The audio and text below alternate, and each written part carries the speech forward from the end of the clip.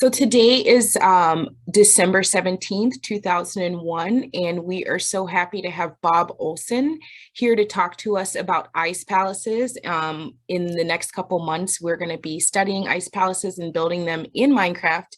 And we're inviting the St. Paul Winter Carnival to come and play with us in our virtual world. And I'm going to turn it over to Bob so he can teach us about ice palaces. Teach you about ice palaces. Oh my God, that's a big subject. Well, thank you so much, Sydney, and welcome everyone. This is always a pleasure for me to be able to do this. I got infected with the ice palace bug at an early age when my dad was working in the old Eastman Kodak building in downtown St. Paul. And behind a wall in his office was this photograph, a 6x3 foot photograph of the 1941 ice palace, and that was it. I was hooked. He was a smart guy. He took me down to the Minnesota Historical Society and to the city architect's office, St. Paul City Architect's office, and introduced me to some of the people that worked on those buildings. And throughout my adult life, I have just continued to study and enjoy ice palaces in all sorts of different ways. I am a teacher by trade, although I'm not doing that right now. I also studied architecture as a result of my fascination with ice palaces. So I hope this presentation will give you some ideas about what you might want to consider when you're doing your Minecraft project, which is like really cool. I'm so excited about that. This presentation is going to be very specific to ice palaces rather than being a whole history of the Winter Carnival. That would be another topic altogether and take up way too much time. So if you see some things that you'd like a little bit more teasing out about, please get a hold of Sydney, I hope, and we can maybe answer those questions on a one-by-one basis after the presentation. So here we go. This will be a very funny experience to share this with everybody. So it is a funny thing. I'm one of two known ice palace historians in the world, so I can actually put that on my slide. So go ahead, Sydney, we'll keep going here. The idea for the Winter Carnival and the Ice Palace came from Montreal, and just kind of circle through these, Sydney, just one by one, it'll be quite obvious. They had a series of successful carnivals during the late 1800s, 1883, 84, and 85. You see here, this is a program cover for one of their newspaper special editions. Go ahead. And Sydney, you can go ahead and forward that. So we have a series of these buildings that were built in, this one is in 1883, and the next one is in 1884. You can see the Parliament building of Montreal there in the background, and then 1885, which is the last slide we have. Oops, it's got a pixelating thing. There we go. And you can see that in this particular rendering, these were done by a team of an architect and an engineer who also happen to be brothers. And go ahead, Sydney. So they were actual buildings. I mean, they had blueprints and everything that were made to make the structures. What this slide is interesting, and for you folks kind of tinkering with it in Minecraft, you can see that the blocks are different colors. That's not dirty. When ice freezes it in a lake or a river, depending on the minerals and the algae content in the water, it will have different hues of ice, going from anything to crystal clear all the way through blues and greens up to a red. And so we don't know for sure the coloring of that building, but you can see that it gets darker as the ice goes up. Very intentional, kind of an architectural feature of that building. Go ahead. So the reason we end up with ice palaces in St. Paul is because of this horrific smallpox epidemic, fitting this time of our history. And so this St. Paul had a flap from a New York correspondent saying that St. Paul was another Siberia, unfit for human habitation in winter. And so they said, well, let's prove them wrong. Go ahead. And so they hired that team of architect engineers from Montreal to come to St. Paul and build their ice palace here. So this was actually the building that was intended to go up in Montreal for the 1886 ice palace, but instead got built in St. Paul. Go ahead. You can see here that we have the site of that particular building, which is Central Park in St. Paul. Go ahead. And the ice was mostly gotten out of Lake Jarvis up in Roseville, but there was also ice that was harvested. There's a series of harvesting pictures here. Go ahead, Sydney. That came from the Mississippi River, and the cornerstone was actually brought in from the St. Croix River in Stillwater. Next picture. Ice harvesting was a easy trade back in those days because ice was used for refrigeration. And you can see the train cars backed up against the lake here. That ice is headed toward New York City, where it would freeze the cocktails well into the June and July months the next year. Go ahead. So the Ice Palace was completed in St. Paul. 106 feet tall. It was the tallest building between Chicago and Los Angeles at the time, and one of the very first buildings in St. Paul to have electricity.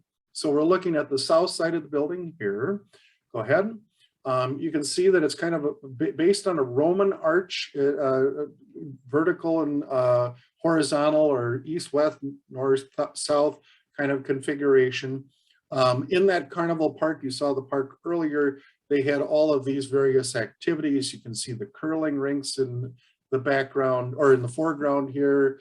Back on the far right are the snowshoe activities. And on the left side of the building was a triple run toboggan slide. Go ahead. Also on the site was a Sioux Indian village that was built right along 10th Street, kind of where the hospital is up in downtown St. Paul. You can see the ice is absolutely crystal clear. The ice that is in that building is mostly a light green tinted ice. Ice blue is a misnomer. It's not really blue in St. Paul at all. Go ahead. And so in grand fashion, as we did in kind of the Victorian era, St. Paul was lucky enough to have its own ruin that lasted until June. In fact, people would come to the Minnesota State Fair in August asking for directions to go to the Ice Palace because they just let it melt. Go ahead. The next year, 1887, Montreal's back online. They want to build an ice palace. So they designed this one, go ahead, which is built in their park in Montreal there. And go ahead. Not to be outdone, St. Paul announces that they're going to build their own ice palace again. And you can see in this rendering some details that are lost in photographs, which is why I included. There are a group of us historians who believe that Cass Gilbert, who was very active in architecture in St. Paul at the time, had a hand in this building. You can see it's very rigorous in the way that it is structured. It has flying buttresses. It uses the horizontal courses to take the outward forces of the building over to the corner towers on this octagon.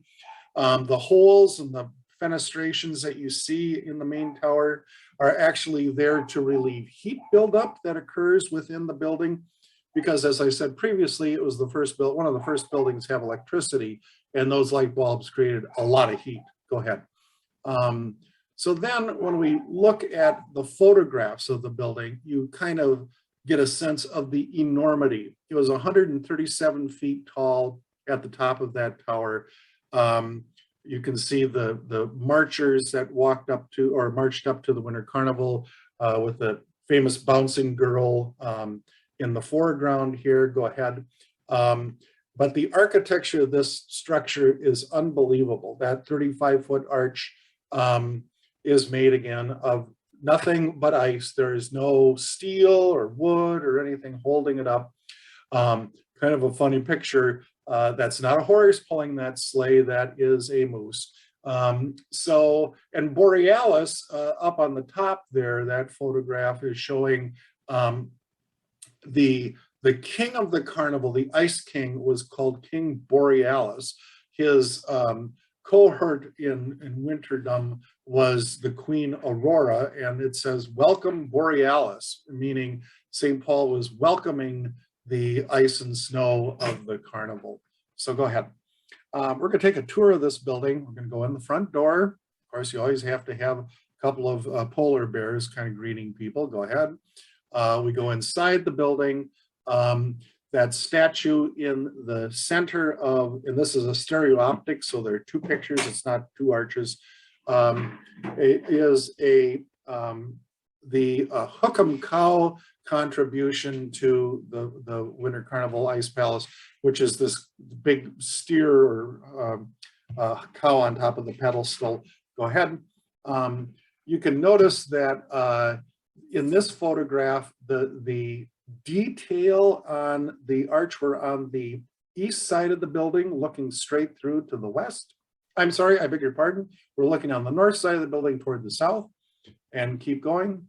And so there it is. That's why I caught myself. This is the north side, showing the amazing, again, clarity of the ice and those flying buttresses that are carrying the weight. Those pillars that are holding up the buttresses are 5 feet wide. So just an enormous structure. Keep going. Oh, I don't know what that slide is, but clearly we didn't need to see it. Oh, there we go. Now we're looking at the west side, looking toward the east side. And notice the care that's taken with those ice blocks. All of the stonemasons that were building buildings in St. Paul in those years were out of business in the wintertime because it was too cold. So they would go up to the Ice Palace and build the building up there for 10 cents a day. And the next slide. And here we are looking inside the central tower, some marchers there. You can see one of the light, electric light fixtures on the right side toward the top of that. So just an enormous feat of engineering. Again, solid masonry. Ice is a measurable solid at 32 degrees and below. Other than that, it's a liquid asset. Okay, we'll go on. There are also at that time other buildings that are built in St. Paul, especially when they were kind of getting ready for the 1888 Ice Palace. So we'll looking at here the tower that's on Dayton's Bluff, and part of the Dayton's Bluff Toboggan Club. I think I have a photograph of them coming up. Go ahead. Oh, there they are. Oh no, this is the Rainbow Club. You see the R on their lapel. By the time the Winter Carnival was done in 1886, all of these social clubs had come to existence. So we have the Rainbow Toboggan Club. Go ahead. And what do we have else here? Oh yeah, we have the Washtay Toboggan Club here. You can tell they're a little bit more upper crust because they have very fancy uniforms. Keep going. And here we have the Dayton's Bluff Toboggan Club and the Nushka Toboggan Clubs going up and down their double toboggan slide that was essentially underneath where I-94 is at this point in our time. So go ahead. Oh, sorry, one more Toboggan Club slide. This is the Ramsey Hill toboggan slide. If you know your St. Paul geography, on the very upper left-hand corner is where the University Club is now. And this toboggan slide was really fast, 80 miles an hour going downhill, made young men scream and young women faint. At least that's what they said in the newspaper. Go ahead. And around the whole carnival in those days, there evolved this kind of legend of the Winter Carnival. You have the Ice King in the center of the photograph, who at the end of the 2 or 3 weeks that the carnival occurred, was really kind of growing, the people of St. Paul were growing weary of him being in town. So they made up this mythology of Fire King Cole, who would come in and melt the ice palace and harbor in the beginning of spring. So you can see the Ice King being escorted out of his ice palace and the Fire King coming in. So every building, I guess, has to have a legend. So on we go. And again, 1887, they just let the building melt.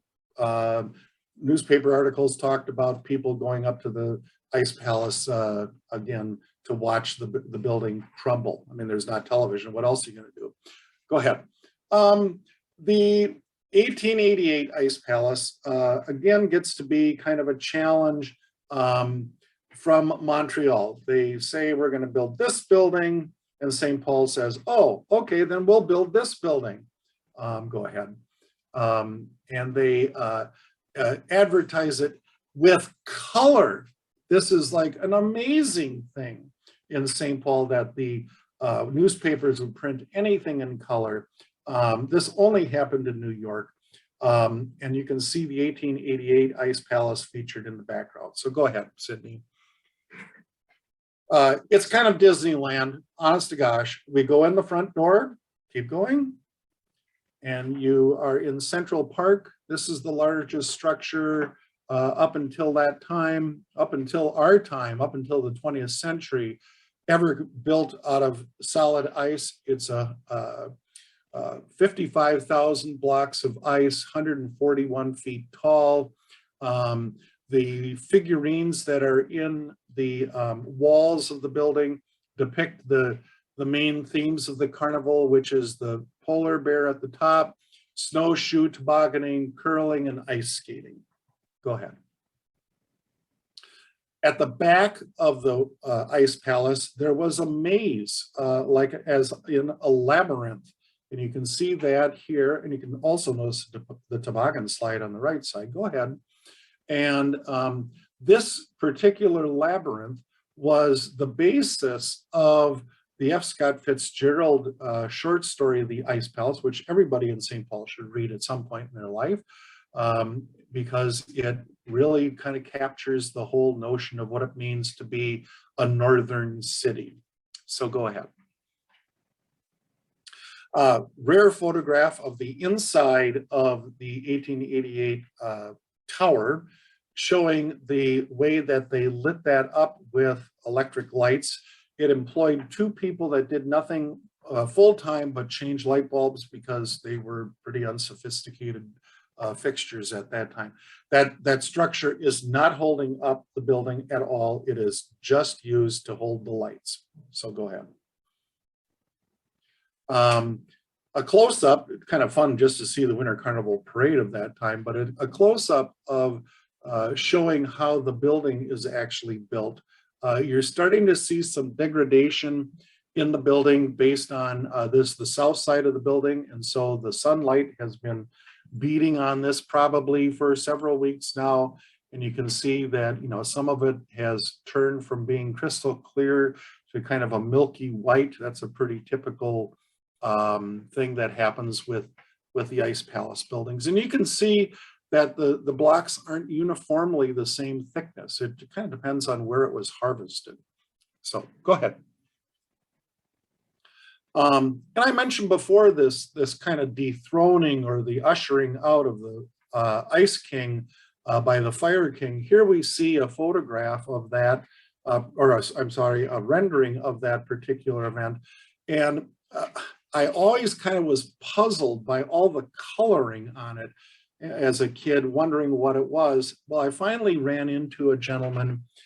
This is back again in the early 70s, 1970s, where I talked to him and asked him the question, what do you remember most about, the 1888 Ice Palace? And he goes, I remember how it smelled. And I said, I'm listening. And he said they would burn sulfur fires inside the Ice Palace, and on the final day when they melted the Ice Palace, and that would cause the palace to glow different colors like reds and blues and greens and yellows, depending on the temperature of the sulfur burn.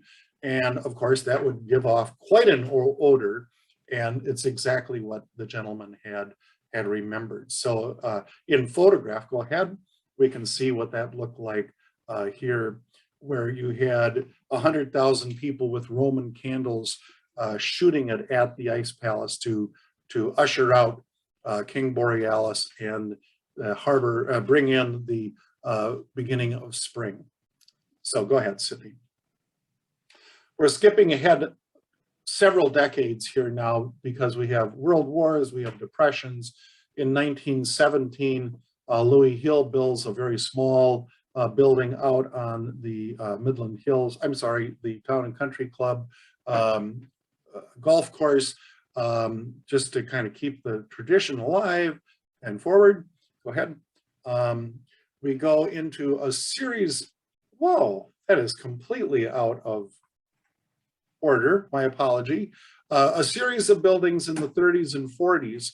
This one in 1948, where it was really just a wall around the Como Park Pavilion. We'll see what's next. That's very interesting. Go ahead, Sydney. Yep, and then the 1949 Ice Palace. I bet we're going to see the 51 coming up next. Go ahead. Yep, and so you can see by the mid-50s, the Ice Palace boom is kind of over in St. Paul. Go ahead.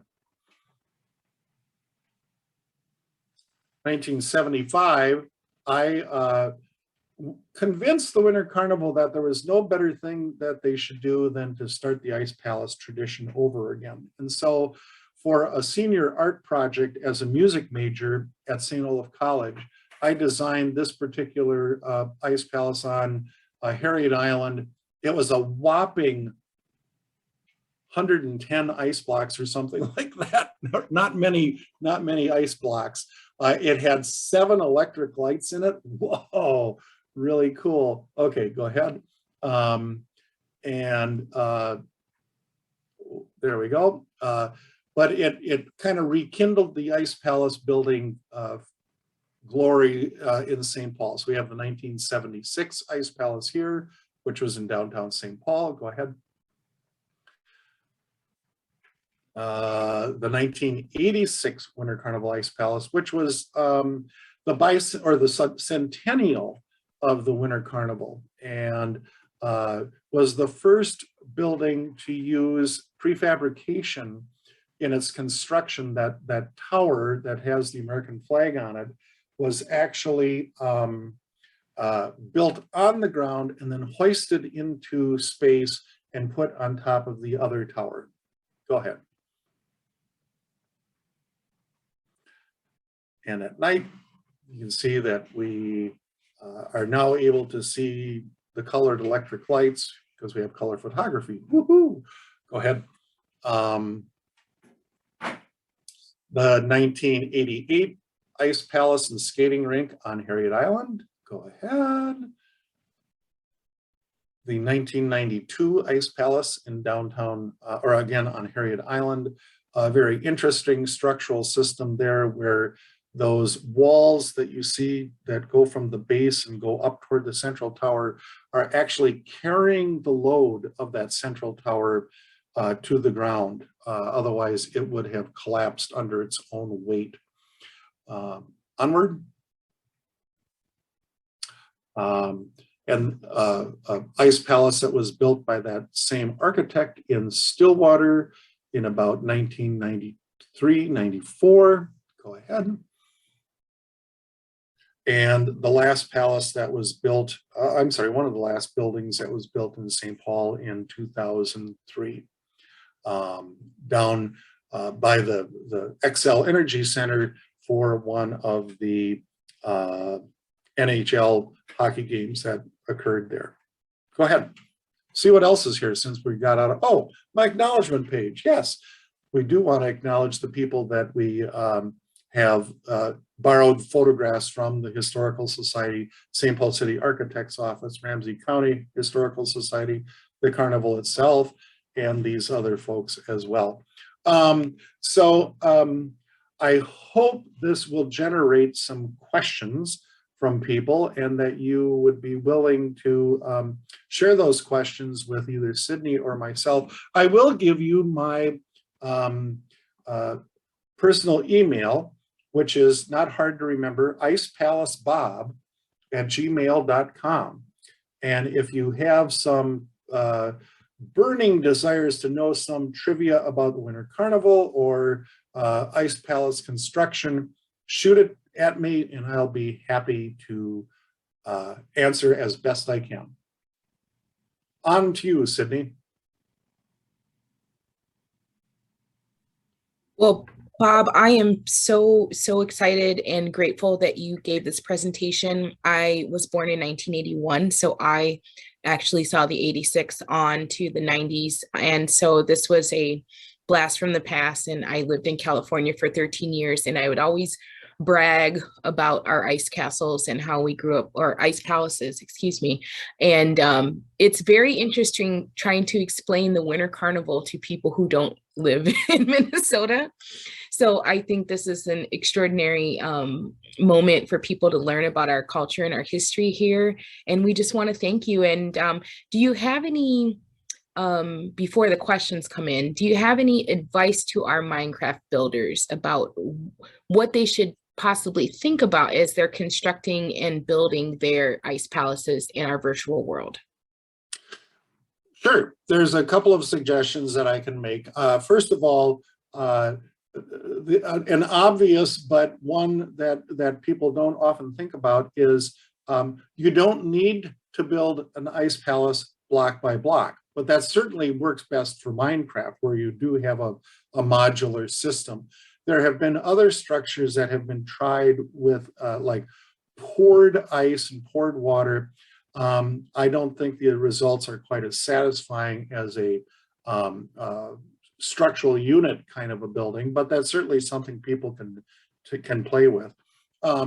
If you think of any of the palaces, castles, or cathedrals in the Gothic and Renaissance era, and the things that were tried with those buildings, all of those techniques, all of that kind of look is something that could be explored in ice. The structure of ice is extremely strong in compression. It's kind of lousy in its shear force. So the more that you build ice blocks on top of each other, the stronger that building will be. And if you really want to get jazzed up, you should go out and check out any number of the websites for the Harbin China Ice Festival, which pushes the capacity of the Ice Palace building to its maximum these days. It's unbelievable. Well, thank you so much, Bob. We're going to end this lecture now, but we do want to invite you back on Sunday, January 30th from 2 to 5 in our Minecraft world. And if we would love to have you come in and see what we've built and get your opinions. And yeah, we're really excited to have you here, and we thank you so much. And we also want to thank the St. Paul Winter Carnival for partnering with us on this event.